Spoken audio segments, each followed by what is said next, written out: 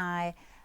Today is basically on the back of quite a few questions and queries and requests for us to talk a little bit about things like stress and anxiousness, and how we respond to those sort of things that are around us, and how it can feel sometimes. So for those people who I've met previously and who perhaps have been on some mental health awareness courses or mental health first aid courses, either with myself or some of my colleagues, you'll be well acquainted with the stress bucket, or the stress container as it's known.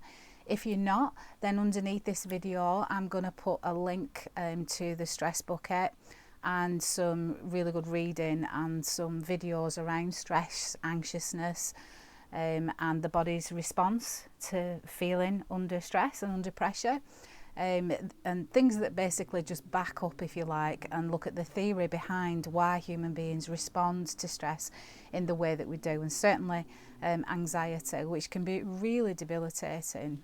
There's a massive difference between, if you like, those feelings of feeling under a little bit of stress or a bit of pressure, which sometimes can be really good for us and gives us butterflies in our tummy and makes us, if you like, perform better maybe in exams or perform sporting feats for those sporty people, clearly not me, who achieve really well and need that little bit of like fire in the belly, if you will, that little bit of adrenaline pumping to perform even better. So sometimes feeling stressed is a really good positive thing, and some people even chase that, if you like. But sometimes stress can be negative and affect us negatively, and that can build up over time for all of us, really. And quite often that's not healthy. So that's what we're going to be looking at a little bit, talking a little bit about today, is about that difference, the difference between stress, anxiety, anxiousness, and when it can tip over into affecting our lives in a negative way, in all different shapes and forms, if you like.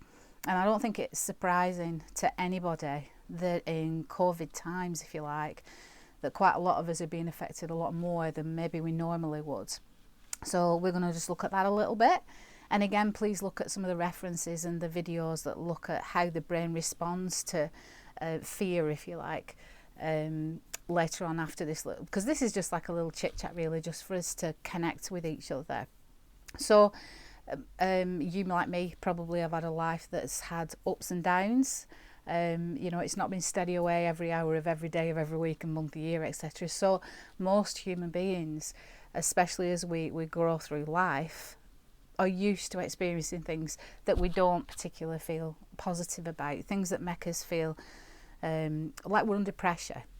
And that can be anything. Everybody's different, although there do tend to be some common themes, if you like. So my stresses could well be very different to yours. I find things like this really stressful. I find being observed really stressful. It fills me full of anxiety. Job interviews, exams, that sort of thing. Whereas if you put me in a situation where maybe other people might find that scary, I might be okay with that, perhaps because I've been through it many times before, or maybe that's just the way my personality is. So we're all different, but there do again tend to be some themes, like if we feel that we're not safe, we're not physically safe, whether that's from some sort of an outside threat, or maybe a relationship that we're in, or a situation, or the threat of losing our income or our job, that can be stressful for most people. But we all respond differently. And sometimes we respond differently ourselves to those very similar things. So it might be, say, we're under threat of redundancy more than once in our life, and maybe once when we were under threat of redundancy, we seemed to cope with that relatively well. We worried a little bit, maybe lost a bit of sleep, our appetite went a little bit, but maybe we responded quite quickly in a positive way and started looking for other jobs, seeing the, if you like, the positives within that negative situation quite quickly, however long that is. Obviously, again, we're all different. And then it might be that at another time we're under threat of redundancy, or the company's closing down, or whatever it is, and straight away, if you like, on top note, bouncing off the ceiling, etc., and we can't sleep at all, and we just keep ruminating over and over again the negative things, negative thoughts, negative feelings around that experience. And sometimes even the perception of that experience can be, again, a lot more powerful than maybe it normally would for us. Again, we're all unique in this. It's different strokes for different folks, etc. But I think that on the whole, most human beings, myself included, are sitting on quite a lot of stress and anxiousness and anxiety a lot of the time. Do you know what I mean? It's like we're sort of bubbling away, whether that's culturally, it's the way we've been brought up, the society we live in, our personalities, whatever it is. Quite a lot of us are sitting on a lot of things, day in, day out, week in, week out, month in, month out, year in, year out. Sometimes there's lots of little tiny things that again can add up. Sometimes it might be one big thing, something we perceive as being big, something that is big. It's big because it's real to us, therefore it matters. And sometimes it's a combination of those. And dealing with stress and anxiousness or anxiety on an ongoing basis is very draining. It doesn't just affect our brains, it affects our behaviours, it affects our physicality, if you like. It can interfere with sleep, relationships, work, volunteering, how we perceive other things going on in our life, how we perceive ourselves, the value we place on ourselves and others and our life. It can really be a very strong thing. So there's a massive difference between stress and anxiety in that it's transient, if you like. Normally we have ways that we cope with that. So again, those are all going to be different. So for me, if I'm feeling stressed or anxious, I like people a lot, especially nice people. So being around people that I care about, or people that interest me, people who can teach me things, people who challenge me with kindness, learning new skills, being outside. I like nature, I like animals, so dogs are a really good thing for me dealing with anxiety and stress.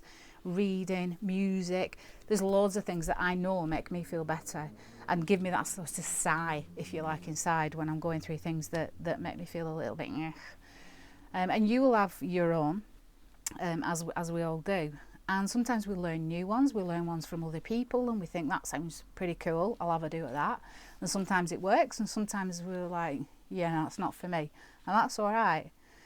Sometimes we do things that don't always help us much too. So it's really common for human beings to do things like self-medicate to deal with stress and anxiousness and anxiety. So obviously the usual suspects: drinking, substances, food, lots of things like that. We're again going back to the stress bucket, the stress container. If you've done that and if you look at the things underneath, you can have a look if that's new to you. Sometimes those are not helpful coping strategies, especially on a long-term basis. There's nothing wrong with having a drink now and again or whatever. I'm certainly not going to preach to anybody about how to live their lives. There's a big difference between having the odd this and that, if you like, and doing that on an ongoing basis. And sometimes that's where addiction can come in. Not because somebody wants to set out to be an addiction, but because of many different things that kind of put that in place for that person, and that becomes their way of dealing with all the pain and the anxiousness and maybe sadnessness that they're carrying around inside them. Nobody sets out to be an addict, in my opinion and my experience.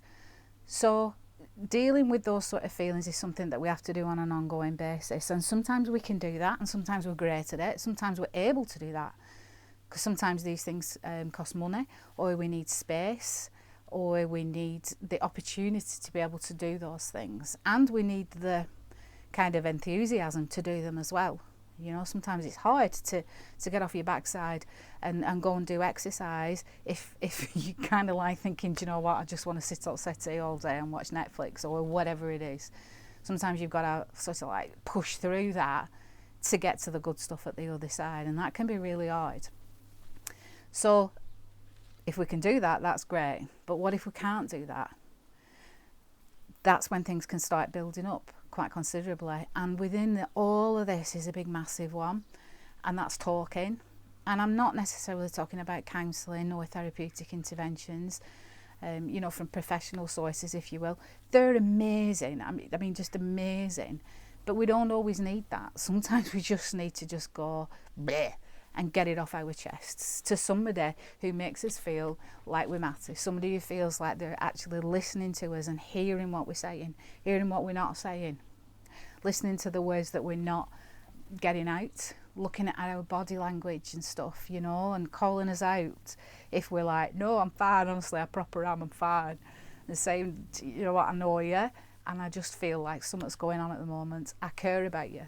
What's to do? You know, that is a really meaningful conversation and can be a beautiful healing thing for both parties. So hopefully these things are happening, and we're making an ongoing effort every hour, every day, to get rid of those